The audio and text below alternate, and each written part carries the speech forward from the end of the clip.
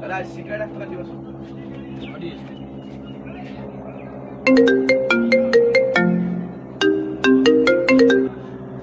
hello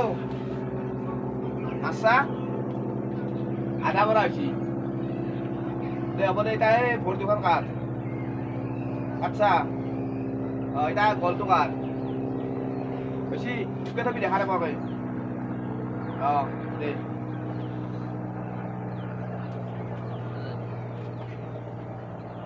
কেই টাকা হল এ দাদা আপনার পৰা আৰু পইচা ল'ম না আপুনি গেংষ্টাৰ হেন মানুহ এই কি কাটা মৰাৰ কথা কৈ আছে